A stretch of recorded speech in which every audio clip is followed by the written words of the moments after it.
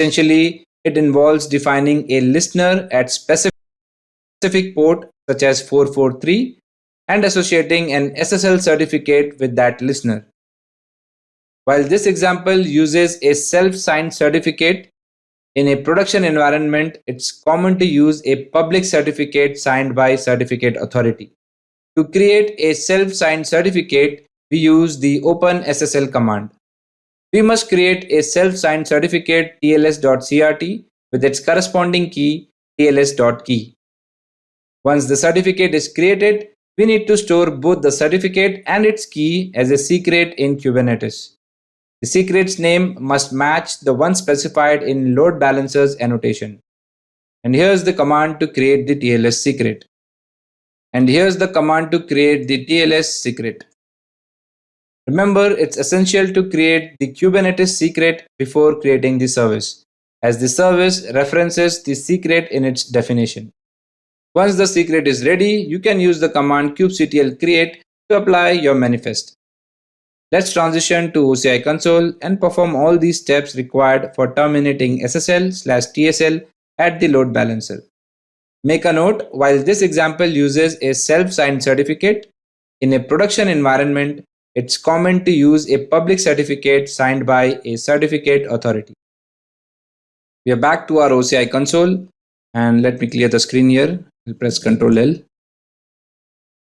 I'll maximize the code editor window and open up the manifest for terminating SSL TLS at load balancer.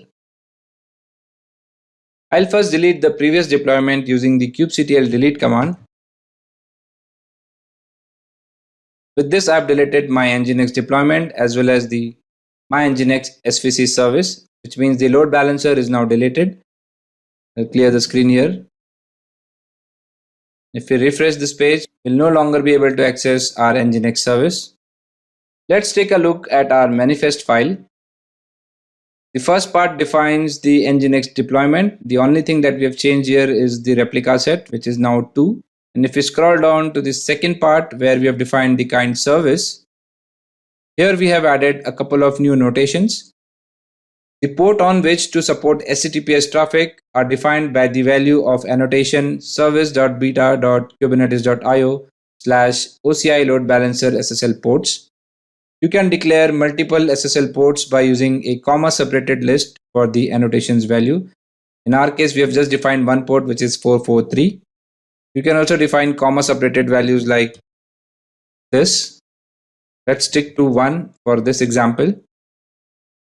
And for the second annotation, OCI load balancer TLS secret, you must provide the Kubernetes secret that will be used for encryption purpose. Remember, you must create the Kubernetes secret before creating this service. Also notice in the ports field in our service definition, we have defined 2 ports. One is for HTTP traffic and the another one is for HTTPS traffic. Both of these will redirect traffic to port 80 on our Nginx pods. Let's switch to our Cloud Shell terminal and start by creating a self-signed certificate. Well, I've used an OpenSSL request command to create a tls.crt certificate with its corresponding key tls.key. The certificate and keys are now created. Now we need to store both the key and the certificate as a Kubernetes secret. And the name of the secret must match the name that we have defined in our annotation. The command to create secret is kubectl create secret TLS, specify the TLS secret name, and then specify the key, which is tls.key, and specify the cert, which is tls.cert. I've already created the certificate. As you can see, it says secret SSL certificate secret created. Let's check that using kubectl get secrets command.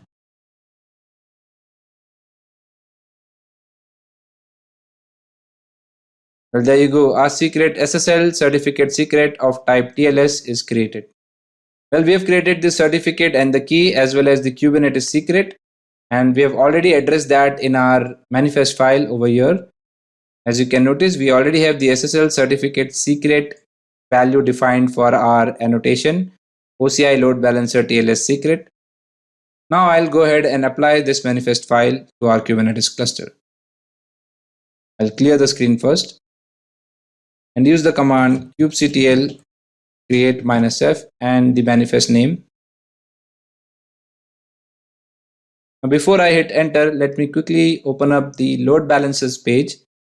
I'll duplicate this tab. I'm on the load balancers page and currently there are no active load balancers. Let's switch back to our previous tab and hit enter here. Well, it says deployment created and service created. Let's switch to our load balancer tab and see if the load balancer is created. Well, we have an entry for the load balancer. The state is creating. It will take some time before the load balancer gets created. Well, the state now says active, but the health check is still pending. We must wait for a while until the overall health check says OK. Also notice that the IP address assigned to this load balancer is 144.24.53.92. Well, the overall health status now says OK. I'll switch back to the previous tab and run the command kubectl get all. Well, there you go. Our pods for the Nginx deployment are up and running, as well as our service Nginx service of type load balancer has been created and assigned an external IP address, which matches the one that we just saw on the load balancers page. Now, as per the implementation, we can access our load balancer using HTTP as well as HTTPS protocol. I'll copy this IP and open up a new tab and paste it. Well, I'm able to connect to my Nginx service using HTTP protocol. Let me change it to HTTPS.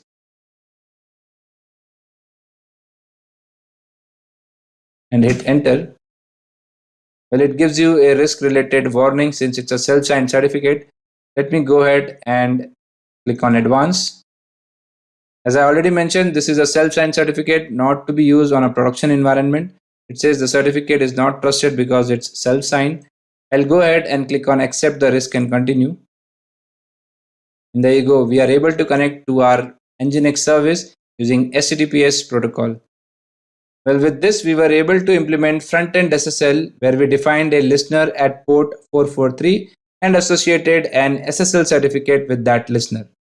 With this, we come to the end of this demo. I hope you enjoyed this demo and found it useful. See you in the next one. Thank you for watching.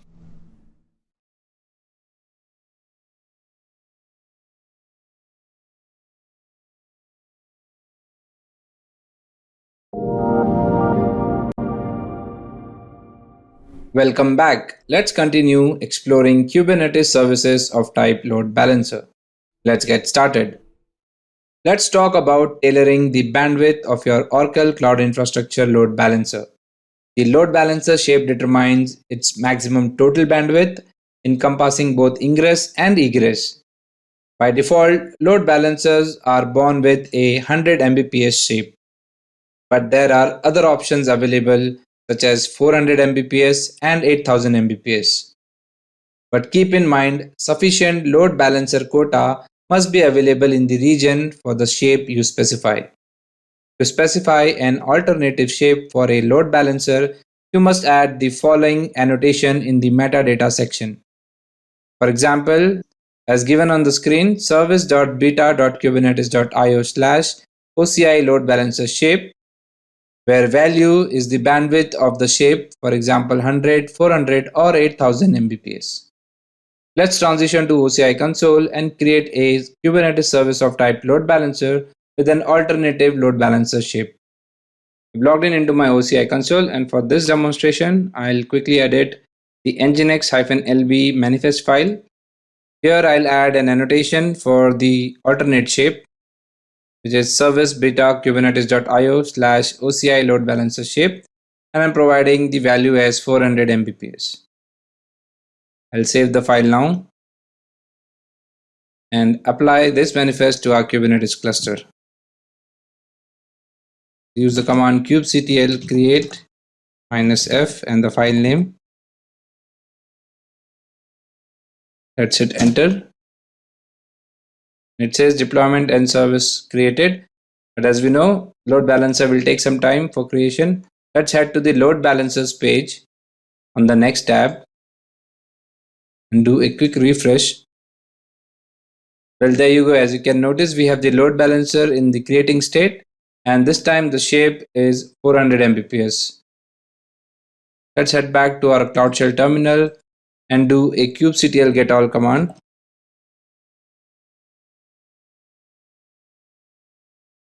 Let me minimize the code editor here. And as you can see, our pods are created and our service has been created and assigned an external IP. Now I'll go ahead and describe the service that we created. And the service name is my-nginx service.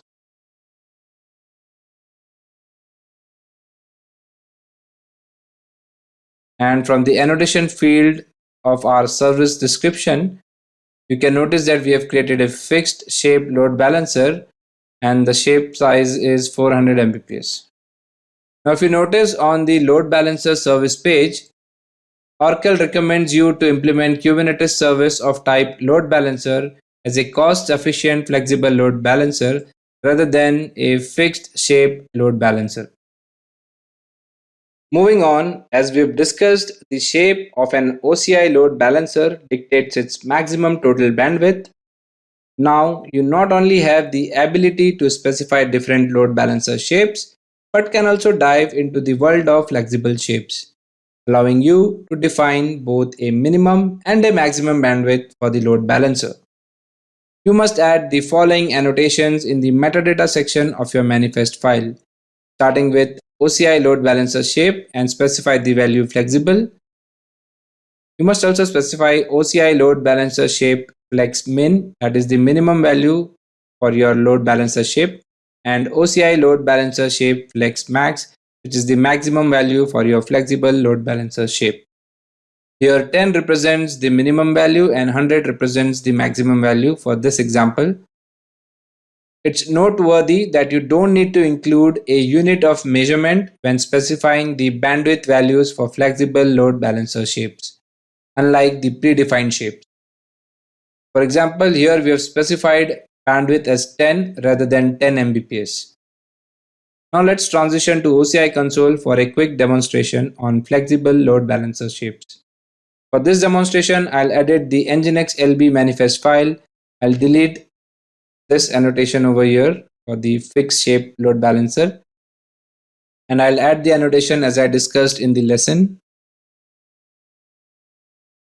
Well, now I've added the required annotations specifying the flexible load balancer shape.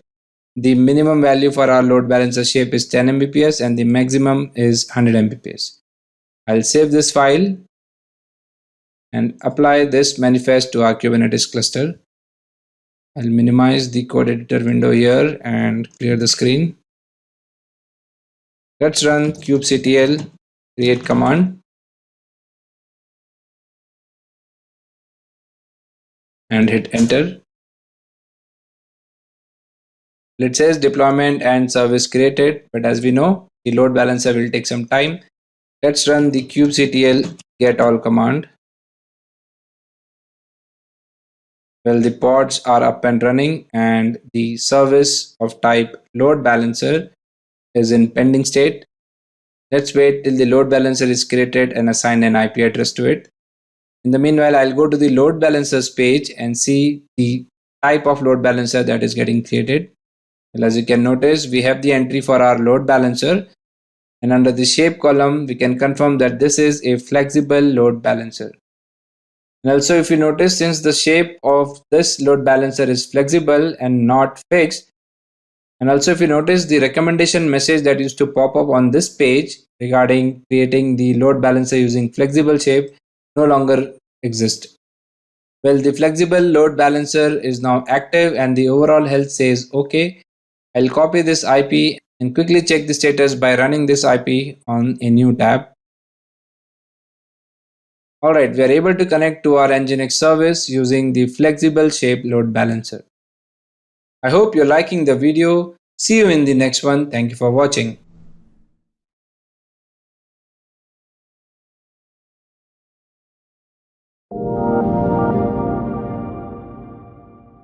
Welcome back. Let's resume from where we left off in our last session. Moving on, let's talk about specifying load balancer connection timeout.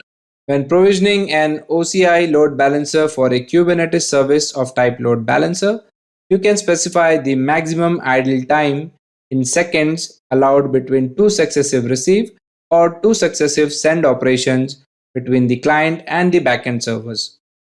To explicitly specify a maximum idle time, you must add the following annotation in the metadata section of your manifest file.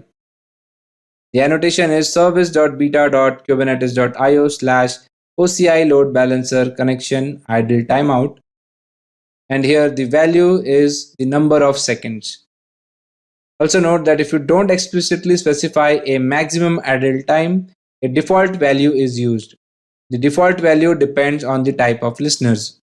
For TCP listeners, the default maximum idle time is 300 seconds, and for HTTP listeners, the default maximum idle time is 60 seconds.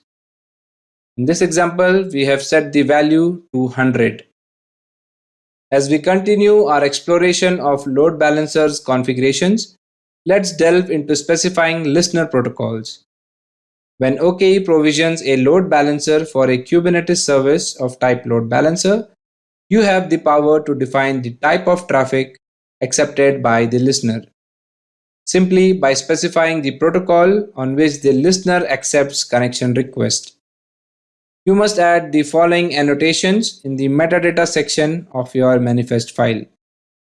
Annotation is service.beta.kubernetes.io/OCI load balancer backend protocol. Here, value represents the protocol that defines the type of traffic accepted by the listener. For instance, you can go with HTTP or TCP. These are valid protocols to enhance the precision of your load balancer setup. Take a note, if you don't explicitly specify a protocol, TCP steps in as the default value. In this example, we have set the protocol to HTTP, and this is how you do it. Now let's talk about a specific type of load balancer, the OCI network load balancer. To provision this for a Kubernetes service of type load balancer, add a simple yet crucial annotation in the metadata section of your manifest file. By default, the value of the OCI oraclecloud.com/load balancer type is LB, as we saw in our previous examples. So if you choose not to explicitly include this annotation in your service definition file, the default value takes the stage. In such cases, a load balancer rather than a network load balancer will be provisioned. But if you want to specify a network load balancer, then you must change the value to NLB. You can define the type of traffic accepted by the listener by specifying the protocol on which the listener accepts connection request. Note that if you don't explicitly specify a protocol, TCP is used as the default value. In this case, under the spec section, as you can notice, we have defined protocol and we have used UDP as the protocol. If you don't specify protocol, as I mentioned, TCP is used as the default value. I'll transition to the OCI console and show this to you in demonstration. I'll first delete my previous deployment and resources I created as part of it.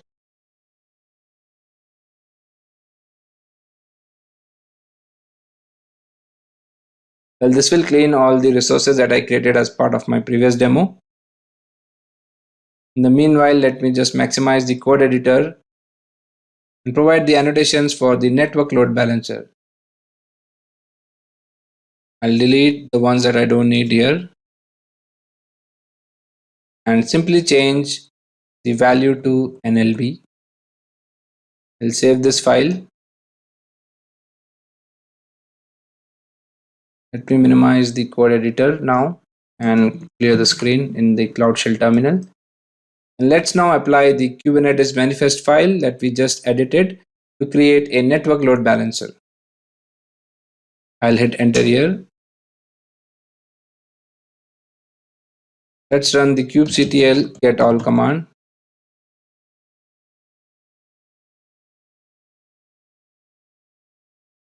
Well, the pods are in running state and the service of type load balancer is in pending state.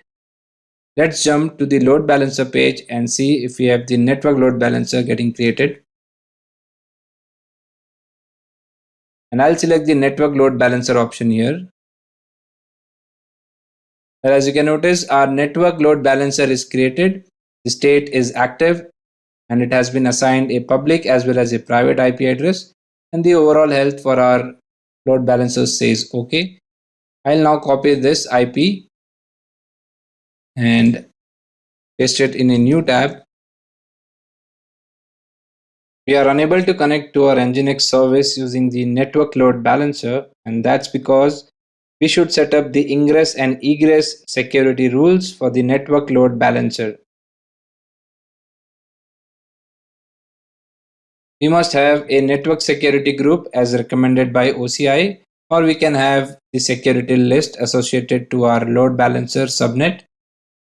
And these are the rules that we must have in place. First one is an ingress security rule that would allow all inbound traffic to the load balancer. We must also define egress security rule to allow traffic to the worker nodes on these node ports. We must also define egress security rule for our network load balancer to enable network load balancer to communicate with qproxy on the worker nodes. I've already created the network security group with the following security rules. Let me take you to the network security group. Let's go to the VCN where the network security group is created. I'll select this subnet over here. And from the breadcrumb, I'll select the VCN. I'll scroll down in the resources section. I'll select the network security groups. And this is the network security group that I created. It is OKE-NSG. And I've added all the required rules as I discussed from this documentation. Now I will attach this network security group to our network load balancer. Let's go back to our network load balancer, and on the load balancer information tab under the network security groups field, let me click on edit. And I'll add a network security group here. It has by default selected the only network security group in our VCN under the CTD-OKE compartment. I'll click on submit. This will update the load balancer settings. The updates have taken effect, and now if I go back to this tab and hit refresh, I'm able to connect to my Nginx service using the network load balancer public IP. Let me reiterate, it is really important to go through the official documentation and read through the steps specified to set up clusters as per your requirement. Specifically, all the security rules for NSG or security list. I hope you're liking the video. See you in the next one. Thank you for watching.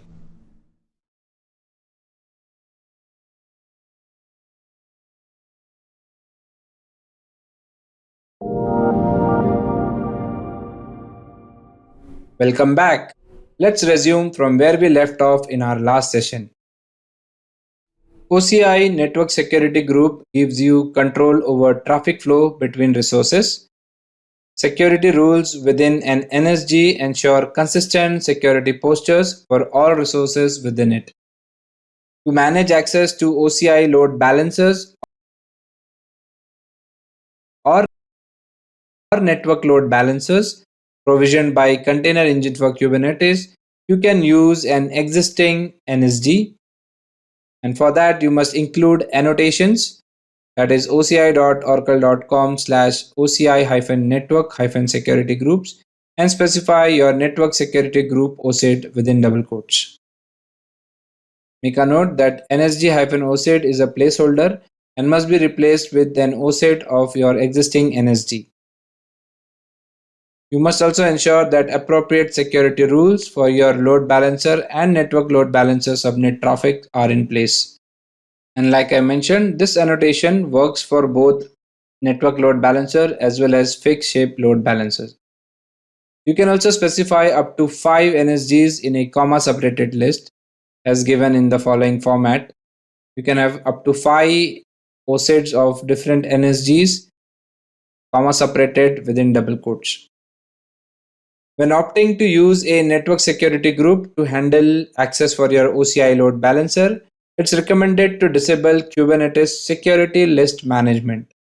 To disable Kubernetes security list management, you must add the following annotations, that is OCI load balancer security list management mode, and set its value to none.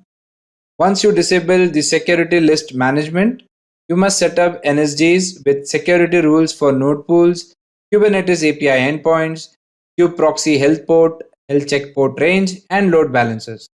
This approach allows for explicit control through network security groups, necessitating the configuration of specific security rules tailored to your requirements. For a Kubernetes service of type load balancer, you can define a policy for the backend set to specify how to distribute incoming traffic to the backend servers. To specify a policy, you must add the following annotation to the metadata section of your manifest file. The annotation is OCI network load balancer.oraclecloud.com/backend policy, and option for value are 2 tuple. Your 2 tuple basically routes incoming traffic based on 2 tuple, that is source IP and destination IP hash. 3 tuple routes incoming traffic based on 3 tuple, that is source IP, destination IP, and protocol hash. And 5 tuple routes incoming traffic based on 5 tuple, that is source IP and port, destination IP and port, and protocols hash. If you don't explicitly specify a policy for the backend set, 5 tuple is used as the default value. By default, OCI assigns a temporary ephemeral public IP to your load balancer. However, if you seek consistency across deployments, opt for a reserved public IP. Unlike ephemeral addresses, reserved IP provide stability, ensuring the same public address for your load balancer deployment. To implement this, add the load balancer IP property to the service manifest file under the specs section and set the reserved public IP address to this property. It also works for Kubernetes load balancer of type network load balancer, and the benefits of reserving an IP are consistency, that is maintain the same public IP across deployments, and control basically helps you leverage reserved IPs for predictable addressing. OCI load balancers and network load balancers employ health check policies to monitor backend servers continuously. Health checks confirm server's availability through tests, and in case of failure, the server is temporarily removed from rotation. We can fine-tune health check parameters for optimal performance by adding these annotations. You can add annotations like OCI load balancer health check retries, OCI load balancer health check interval, and OCI load balancer health check timeout. Health check retries adjust retries based on server behavior. Health check interval fine-tune interval for responsive health monitoring, and health check timeout sets a reasonable timeout to ensure timely responses.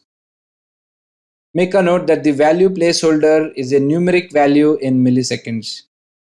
To configure health check parameters when OKE provisions a network load balancer for a Kubernetes service of type load balancer, you must add the following annotations in the metadata section of the manifest file. Make a note that the load balancer type is changed to NLB.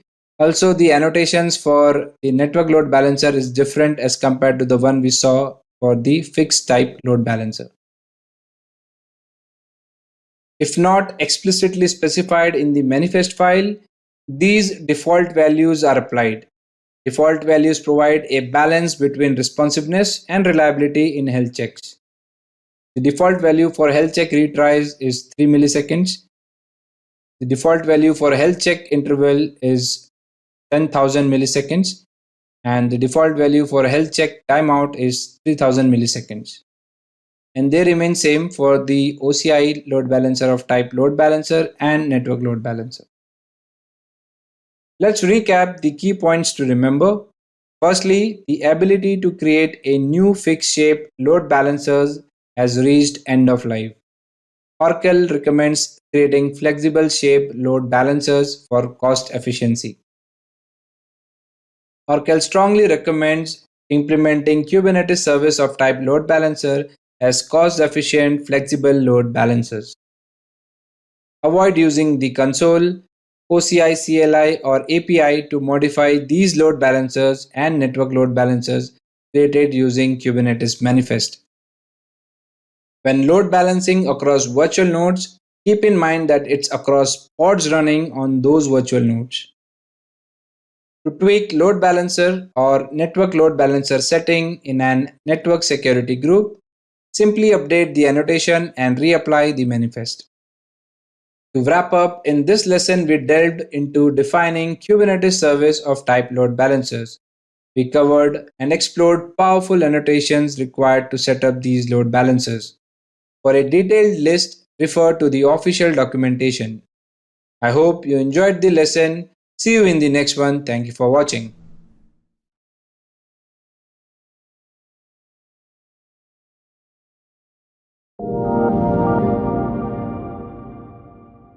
Hello and welcome to this lesson on managing ingress controllers.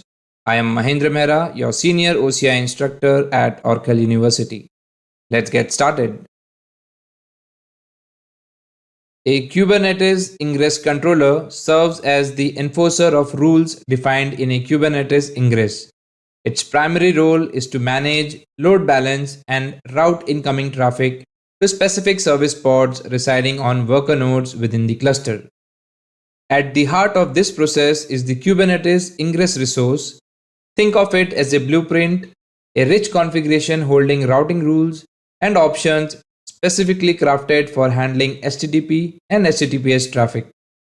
It serves as a powerful orchestrator for managing external communication with services inside the cluster.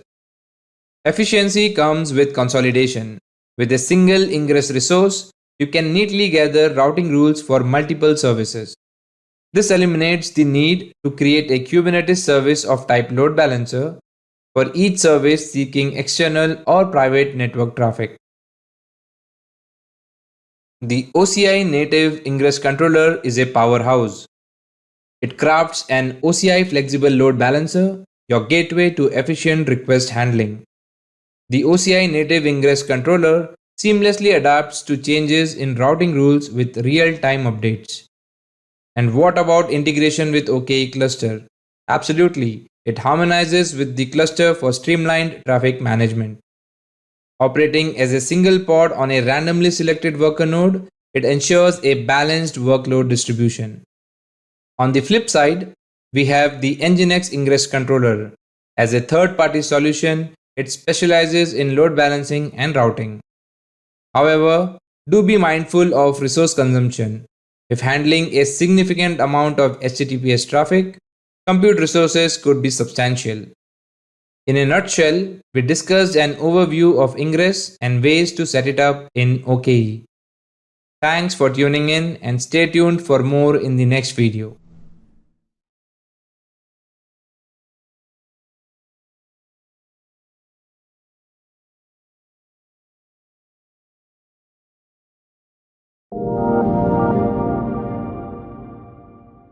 Hello and welcome to this lesson on working with OCI native ingress controller.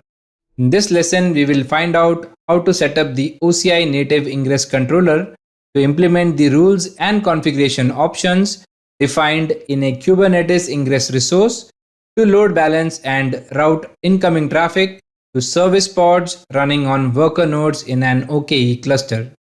This is going to be a hybrid video combining theoretical concepts with practical demonstrations. Let's get started. Now let's delve into the steps required to set up the OCI native ingress controller. We'll start by configuring the Kubernetes cluster to enable integration with OCI native ingress controller. Configuring the cluster is the initial step in the setup process as it establishes the foundation for deploying and managing OCI native ingress controller within our Kubernetes environment. In setting up the OCI native ingress controller, we have options for principals to enable actions on OCI service resources. Firstly, we have the instance principal. which utilizes the identity of the instance where the controller is deployed. Secondly, we have the user principal, leveraging an OCI user identity. And lastly, we have workload identity principal, which uses the identity of a workload resource within the Kubernetes cluster. For our demonstration, we'll be focusing on instance principal. I have already configured the dynamic group and the necessary policies to facilitate this approach. Let's switch to the OCI console and take a look at the dynamic group that I've created as well as the policies in place. I've already logged into my OCI console. Firstly, I'll take you to the dynamic group page where I've created the dynamic group for the instance principals. I'll click on the domains option under the recently visited service. And here I'll select the root compartment. I'll click on the default domain. Click on dynamic groups. And OSOK dynamic group is the dynamic group I have in place. And as the rule says, any instance that meets the following criteria, that is, belongs to the compartment with the OCID that I've specified here. This is the OCID for my CTD OKE compartment, which means all the instances running as a worker node in my CTD compartment fall into this dynamic group. And when using instance principals, the OCI native ingress controller inherits the permission granted to the instance on which it is running via the dynamic group.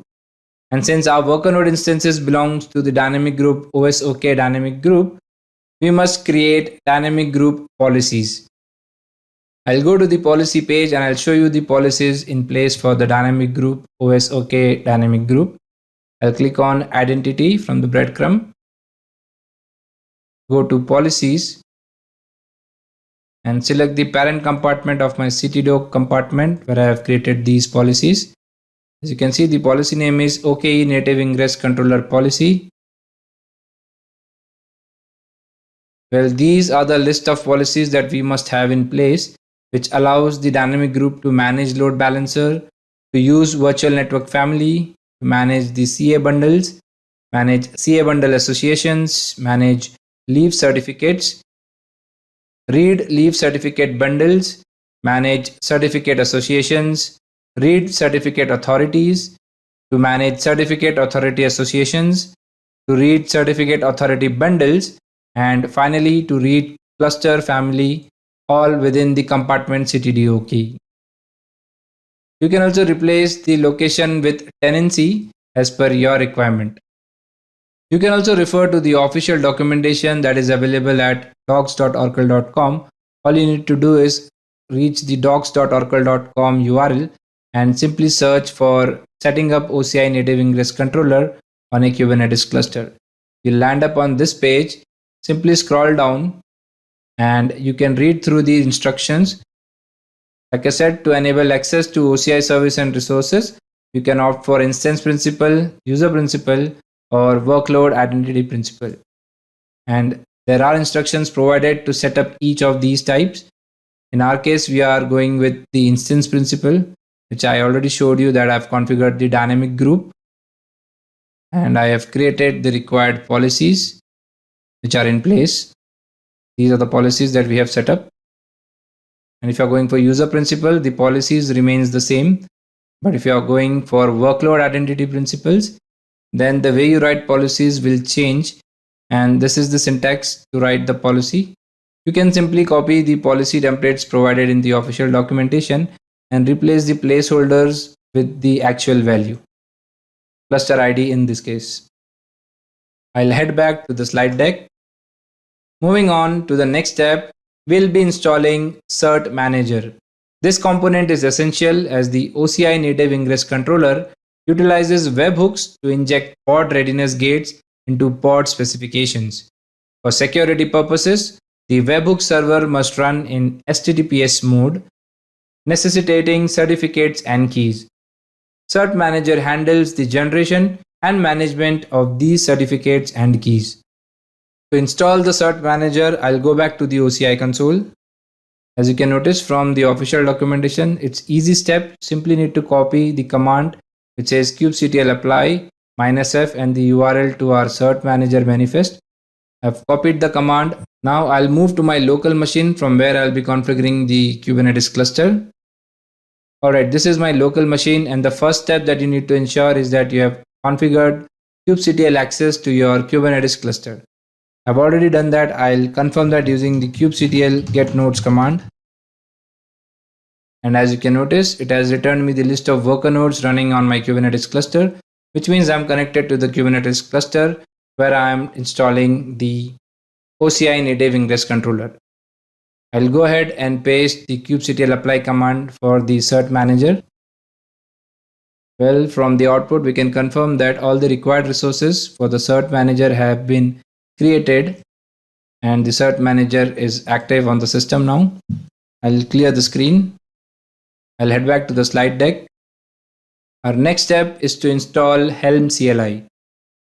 Helm serves as a package manager for Kubernetes, streamlining the process of creating, packaging, configuring, and deploying Kubernetes applications. It achieves this by consolidating configuration files into reusable packages known as Helm charts. Since the OCI native ingress controller is provided as a Helm chart, it's crucial to have the Helm CLI installed before proceeding with the installation. To install the Helm CLI, we have the Helm installation documentation. I'll take you to the Helm CLI official documentation page. Well, this is the Helm official documentation page, and here you have the guide to install the Helm on your machine. There are two options using which you can install Helm on your local machine. One is to use the binary releases, and the other one is to install Helm using a script. In my case, I've already installed Helm on my local machine, and we can confirm that by running the Helm version command. Well, I've already installed Helm version 3.14.0 on my local machine. That's all from part 1. Stay tuned for part 2, where we'll dive deeper into OCI native ingress controller. I hope you enjoyed this video so far. See you in the next one. Thank you for watching.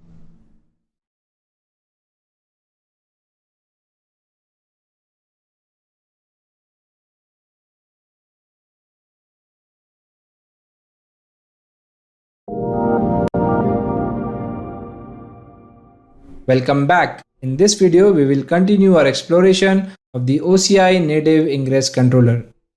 Now let's proceed with deploying the OCI native ingress controller. Before we can do that, we'll need to clone the OCI native ingress controller repository from GitHub and configure the necessary parameters in the values.yaml file. Here's how to do it. You must first clone the OCI native ingress controller repository and set the parameters in the values.yaml file. To clone the OCI native ingress controller repo, simply copy the command provided, which is git clone and the URL for the OCI native ingress controller, and run it on your local machine. In the interest of time, I've already cloned the OCI native ingress controller repo and have made changes to the values.yaml file, which is why I will not run the git clone command. But you guys must run the git clone command and get the OCI native ingress controller files on your local machine. Now I'll navigate to the OCI native ingress controller directory and run ls command. Well, these are the files within the OCI native ingress controller directory. There's a directory called Helm. I'll move into the directory Helm.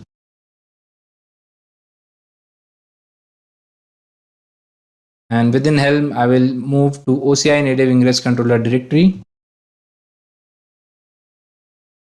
If I do an ls here, I'll see that there's a file called values.yaml.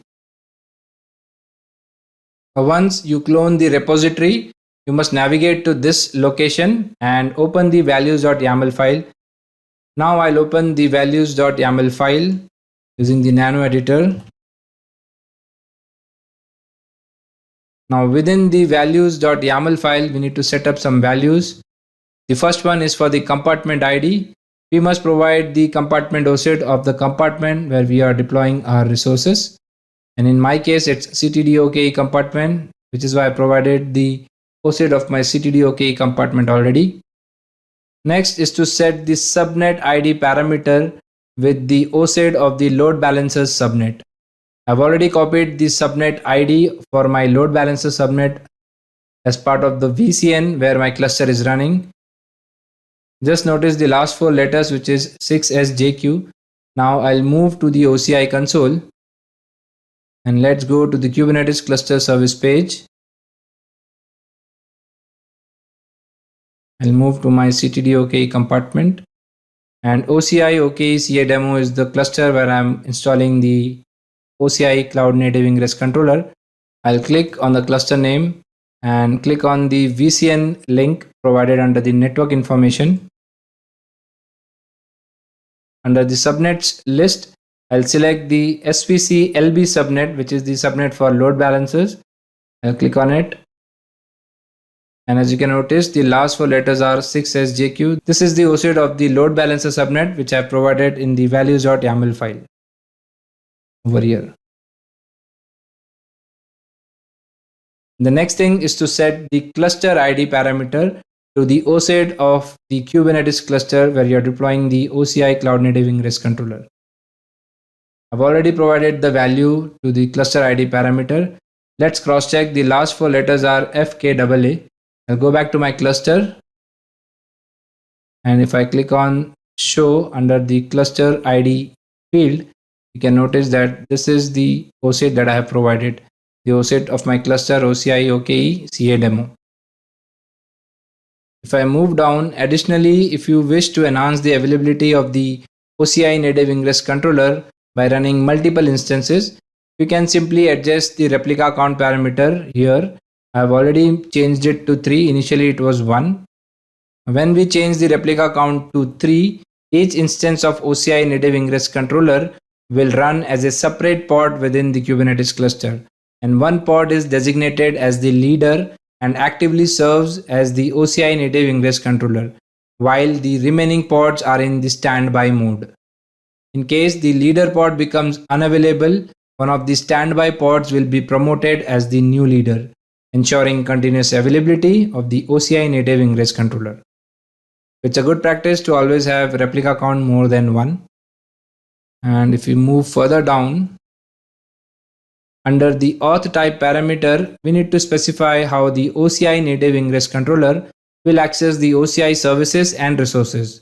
In order to use an instance principal for authentication, we must set its value to instance, which I've already done in our case. But if you have plans to use user principal or workload identity principal, in that case, for user principal, you must set the auth type to user, and you must also provide an auth secret name, where you must first create a Kubernetes secret with the following information. You must create a config file with the following information, where you specify your region key, passphrase, user, OCID, fingerprint, and tenancy information, and then create a Kubernetes secret based on this information and supply it as a value to your auth secret parameter within the values.yaml file. In case you are going for workload identity, then the auth type must be set to workload identity. You can read more about it in the official documentation. Now, once you have provided the required values for all the parameters, save and exit the file. Now, the next step is to install the OCI Native Ingress Controller using the Helm CLI. You have two options. One is using the Helm to install the OCI Native Ingress Controller, and the other one is to use Helm to generate the .yaml manifest files. In the first option, you simply navigate to the OCI Native Ingress Controller directory within the local Git repository and execute a command to install the OCI Native Ingress Controller. And if you're going for the second option, with this approach, you will generate .yaml manifest files containing all the Kubernetes resources required for the OCI Native Ingress Controller installation. You can then customize these .yaml files and use them with any API server client such as kubectl. In our case, we will use the first method. I'll head back to the local machine. Now I'll move to the cloned directory. Let me do a cd tilde and move to the OCI Native Ingress Controller directory that I had cloned earlier. Now to install the OCI native ingress controller using the helm install command, I'll simply copy the helm install command and paste it in my local machine. I'll hit enter. And as you can see, the status says deployed, which means the OCI native ingress controller has been deployed. Now to confirm the successful deployment, we will execute the kubectl getpods command. Well, I'll copy the kubectl getpods command from the official documentation and paste it in the local machine. I'll hit enter. And if you recollect, we had provided replica set as 3, which is why there are 3 replicas of our OCI native ingress controller pods running in the Kubernetes cluster. And only one of them will be the leader pod. I hope you're liking this video so far. See you in the next one. Thank you for watching.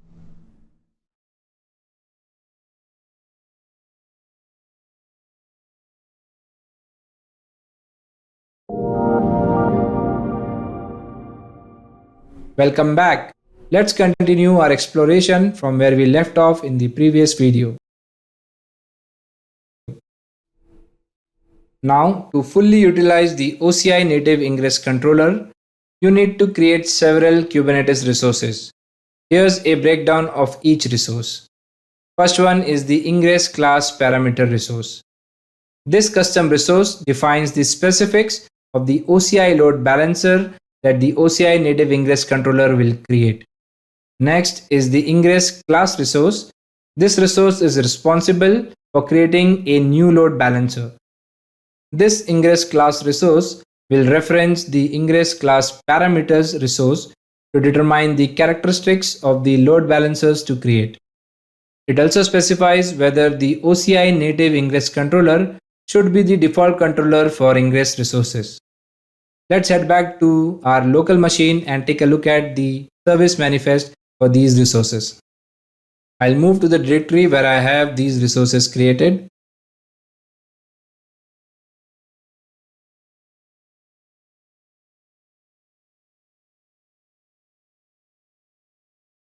Let's take a look at our manifest where we have defined both the ingress class parameter resource as well as the ingress class resource. This manifest has 2 distinct sections separated by 3 hyphens. The first section will define the ingress class parameters. Let's break down the components of ingress class parameters resource. The API version specifies the version of ingress class parameter resource, and it indicates that we are using the ingress.oraclecloud.com/v1 beta1. Kind ingress class parameter declares that we are creating an ingress class parameter resource, and the ingress class parameter is a custom resource defined for configuring parameters related to the OCI load balancers within Kubernetes cluster. Metadata section contains information about the ingress class parameter resource, such as its name, which is ingress params-cr-test, and the namespace indicates the namespace in which the resource is located. In our case, it is test. Specs section defines the specifications or configuration parameters for the ingress class parameter resource. Starting with compartment ID, this specifies the OCID of the compartment where the OCI load balancer will be created. And in our case, this is the CTD OKE compartment's OCID. The subnet ID specifies the OCID of the subnet where the load balancer will be provisioned. Load balancer name specifies the name of the load balancer that will be created within OCI, and in our case, it's native ICLB. Is private set to false indicates whether the load balancer should be private or public. In this case, it is set to false, meaning the load balancer is public. Max bandwidth Mbps and min bandwidth Mbps. These parameters specify the maximum and minimum bandwidth, respectively, for the load balancer measured in megabits per second. The load balancer's bandwidth determines its capacity to handle incoming network traffic. In this case, the max is set to 400 Mbps and the min is set to 100 Mbps. The next section defines the components of our ingress class resource. Let's break down the component. API version indicates the Kubernetes API version used for the ingress class resource, and in this case it's networking.kh.io/v1. The kind specifies that we are creating an ingress class resource which is used to define the ingress controllers. Metadata section contains information about the ingress class resource. Under the name field, we have defined the name of the ingress class, which is default ingress class. Annotations are additional metadata associated with the resource, and this annotation here marks the ingress class as the default one. It means if no specific ingress class is specified in an ingress resource, this one will be used. Spec section defines the specification or configuration parameters for the ingress class resource. Here the controller is set to oci.oraclecloud.com/native ingress controller. This specifies the controller responsible for managing this ingress class. Parameters specifies additional parameters for the controller, where under the scope field we specify that this controller is limited to a namespace, and the namespace is set to test. API group field specifies the API group for the controller, indicating the resources it manages. Kind field specifies the kind of parameters expected by the controller, which is set to ingress class parameters. And the name field here specifies the name of ingress class parameter resource associated with the ingress class. It indicates the configuration parameters for the OCI native ingress controller, which we had specified in the definition of our ingress class parameters resource. I'll close this file. Now I'll run the kubectl apply command and run the manifest within our Kubernetes cluster to create the ingress class parameter resource as well as the ingress class. I'll hit enter, and from the output it's confirmed that our ingress class parameters resource has been created, as well as our ingress class resource with the name default ingress class created. Now once we create the ingress class parameters and the ingress class resource, the next step is to create the ingress resources. This resource defines the rules to direct the external traffic to the backend services. Let's head back to the local machine and see this in action. I already have an Nginx deployment with the respective Nginx service referring to the deployment. I'll first apply the deployment manifest and the service manifest to the Kubernetes cluster. Well, this will create an Nginx deployment and an Nginx service within our Kubernetes cluster. I'll go ahead and hit enter. Well, if you notice, a deployment name Mahindra deployment and a service name Nginx service has been created. I'll run the kubectl getall command, and as you can notice, our deployment is running 3 pods with the service Nginx service of cluster IP, which is active. Now I'll open up the ingress resource that I've created for this Nginx deployment.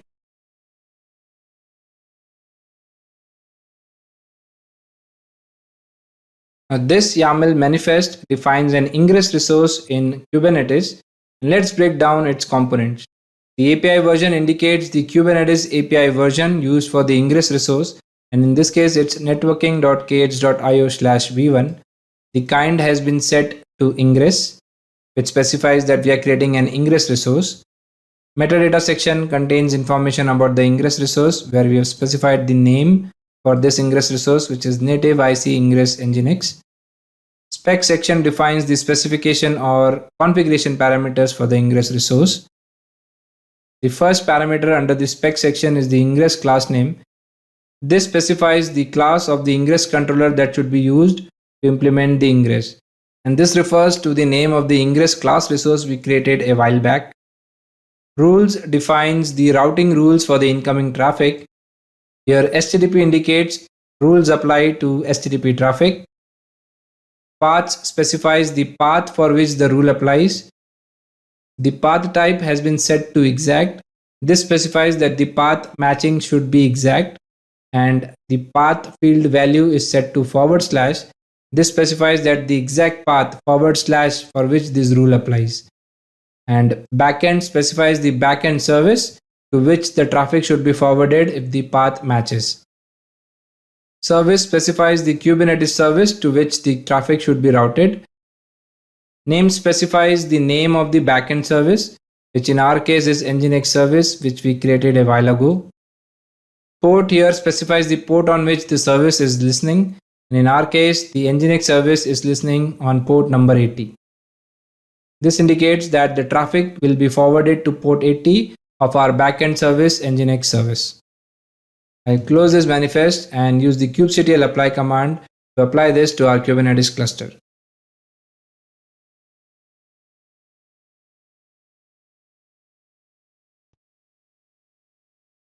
Well, the output confirms that the ingress resource has been created with the name native IC ingress nginx. Now I'll run the kubectl get ingress command to get the load balancer's IP. From the output, we can confirm that we have an ingress resource created with the name native IC ingress nginx, and the ingress class that it is referring to is default ingress class, created in the default namespace of our Kubernetes cluster.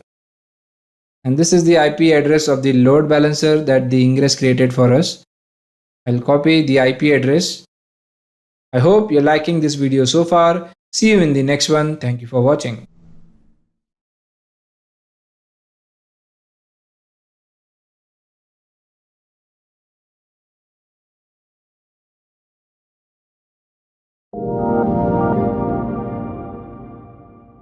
Welcome back. Let's continue our exploration from where we left off in the previous video. Now I'll move to the OCI console and I'll show you the load balancer that got created as part of our demonstration.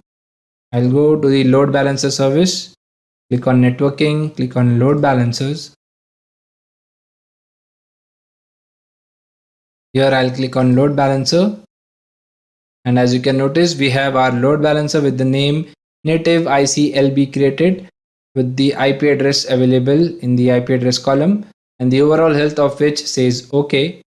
Now if I select this load balancer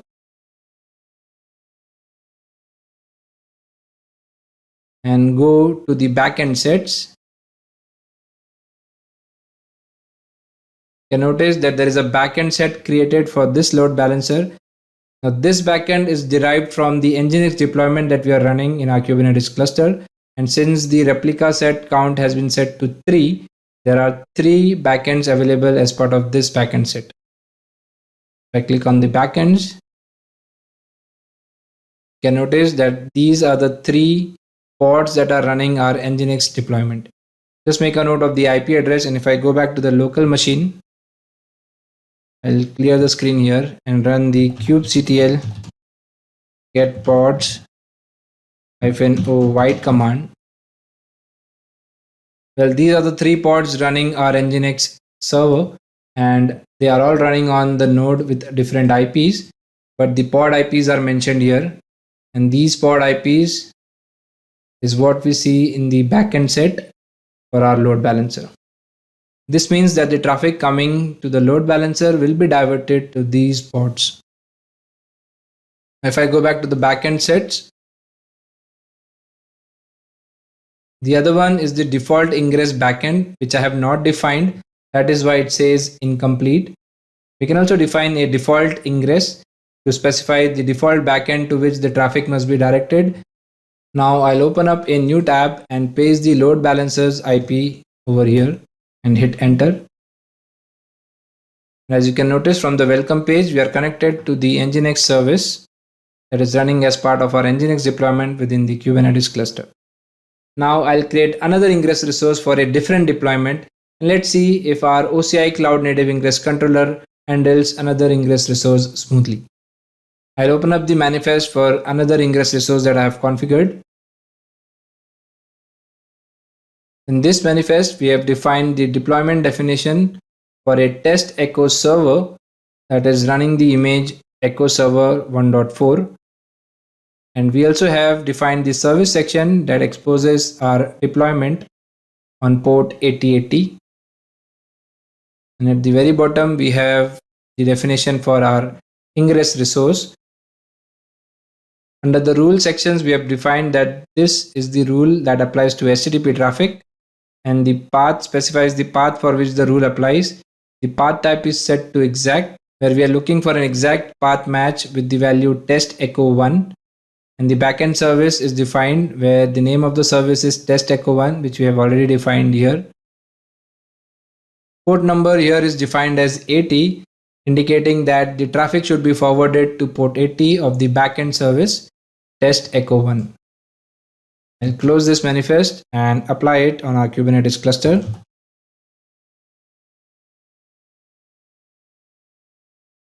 I'll hit enter. Well, as you can notice, our deployment has been created. The service exposing the deployment is created, as well as the ingress resource has been created. Now let me run the kubectl get ingress command.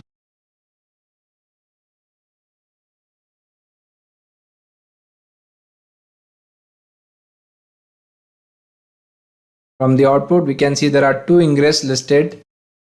The first one is from our previous deployment, which we already saw, and this one is from the current deployment where we deployed an echo server.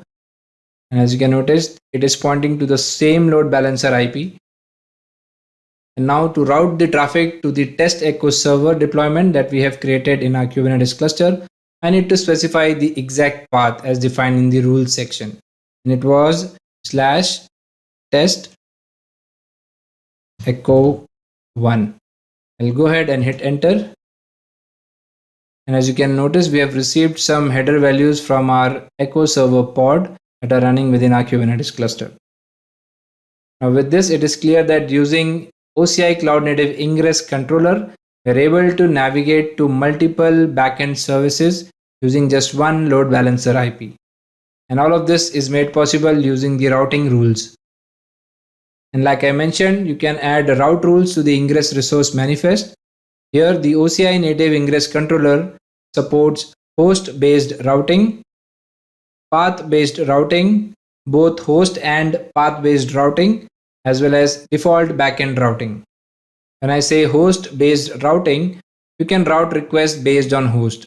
You can add a host field under the rules field, and you can configure the OCI Native Ingress Controller to route an incoming request based on the domain name in the request host header. As defined in the following example, we have a host value set to foo.bar.com, and with the help of this rule, all the requests sent to this domain name will be diverted to a backend service named service A on service port 80. And like I mentioned, you can also route requests to different backend services based on path. For example, in this code snippet, as you can notice, there are multiple path types defined, and they both are following different rule to route request based on the path to which the request was originally sent. If the request starts with /app1, the OCI Native Ingress Controller will route the request to the backend service with the name service A on port 80. But if the request ends with a path /app2, it will be redirected to service B running on port 443. You can also have a mix of host and path based routing where you specify both the host field as well as multiple paths in your manifest file. And lastly, like I mentioned, you can route requests to a default backend. You can configure the OCI Native Ingress Controller to route incoming requests to a default backend. And you might configure a default backend to handle requests that do not match any route rules. For example, you might define a default backend section within your ingress resource. As the definition here says, if none of the rules apply, your request will be routed to service C on port 88. In addition, you can use annotations to customize the behavior of the OCI Native Ingress Controller and the OCI Load Balancer. These are the list of annotations that you can customize to control the behavior of your OCI Native Ingress Controller. There are different annotations to customize general behavior as well as annotations to customize health check behavior. You can define pod readiness gates, which are additional conditions included in a pod manifest to indicate that a pod is ready to receive traffic. Pod readiness gates enables you to implement complex custom readiness checks and can help you to achieve zero downtime during rolling deployments. All you need to do is specify that the OCI native ingress controller is to inject a pod readiness gate into the pod spec of every pod created in a particular namespace. You can run the command kubectl label ns, provide the namespace name, and provide the annotation which says pod readiness ingress oraclecloud.com / pod readiness gate inject is set to enabled. I'll go ahead and apply this in our Kubernetes cluster. I'll change the namespace placeholder with the default namespace.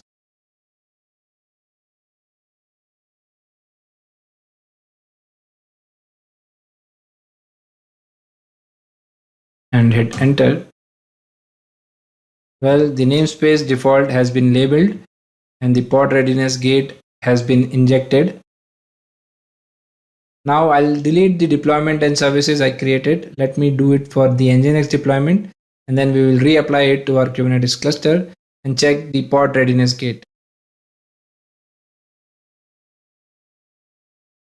Alright, our Nginx deployment and its service has been deleted. Now I'll run the kubectl apply command and create the deployment again, and this time the pods will be labeled with the pod readiness gate annotation. I'll hit enter, and now I'll run the kubectl get pods -o wide with -w flag to watch the pod readiness gates. And as you can notice, the readiness gates column has the values 0 by 1. And after a while, it has changed to 1 of 1, which means all the pods are ready to accept the traffic. I'll exit the command. And if I rerun the kubectl get pods command, this time without the watch flag, I'll clear the screen first and hit enter. We can confirm that the pod readiness gates have been applied to the Nginx deployment with the name Mahindra-deployment, and the readiness gates column specifies that all 3 pods are ready to accept the traffic. I hope you liked this video so far. See you in the next one. Thank you for watching.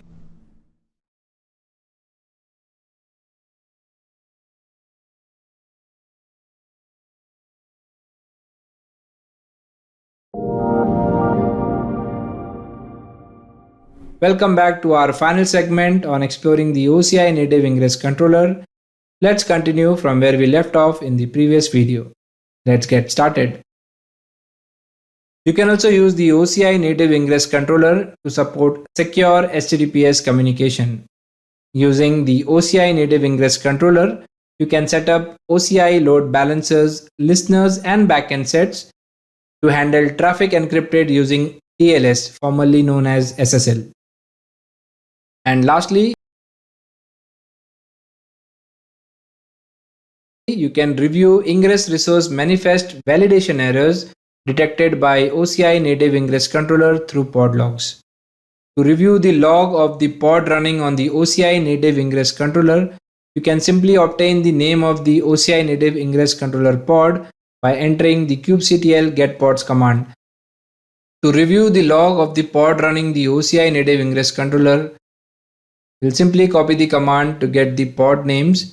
I'll copy the command and paste it on my local machine. This returns me the pod names of all the OCI native ingress controller pods.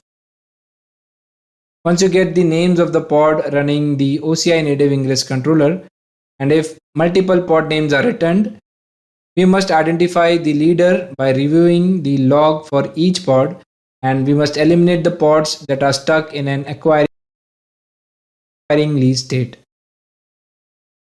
We can simply run the command kubectl logs -f, provide the name of the pod, and provide the namespace, which is native ingress controller system.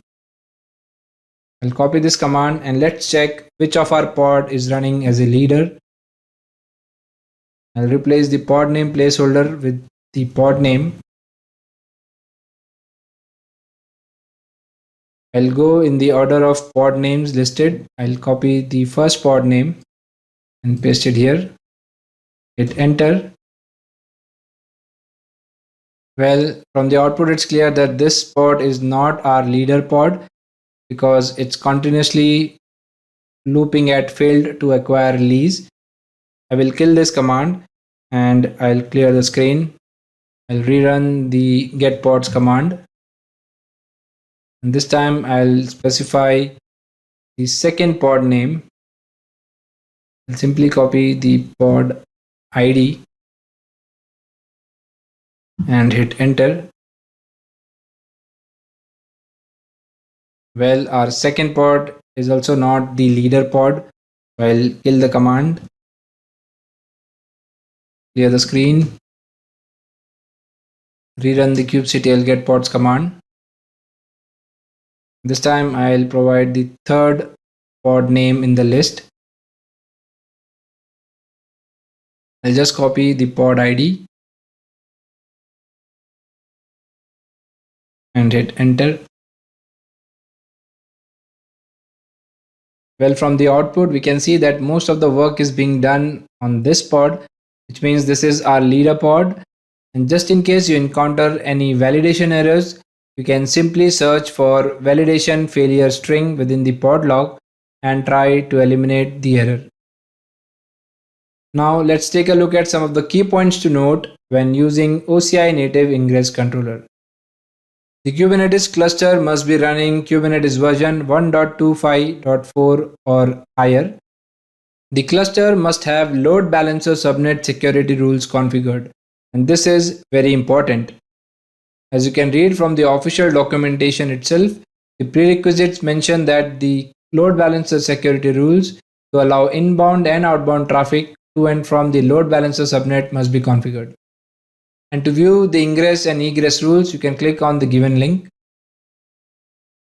And here, just scroll down, notice all the ingress and egress rules that you must specify for your pod subnets, as well as the security rules for your load balancers and network load balancers.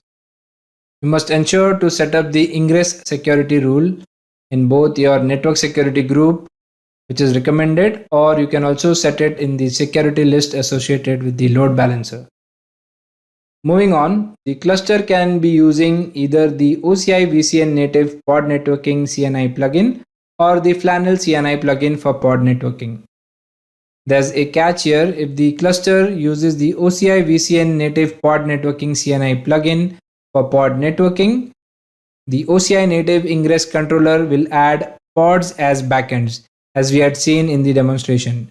And if the cluster uses the Flannel CNI plugin for pod networking, the OCI native ingress controller will add the worker nodes as backends.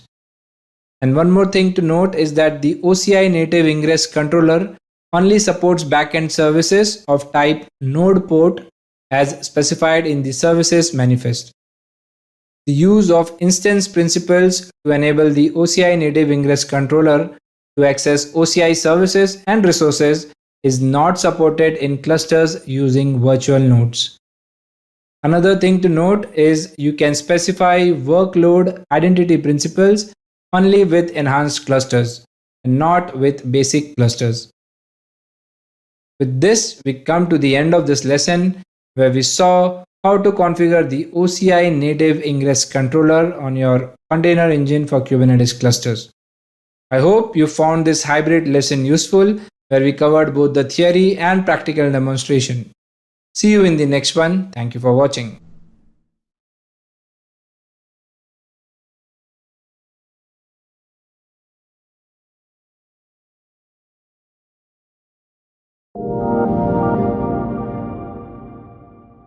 Hello and welcome to this lesson on running applications on ARM-based nodes.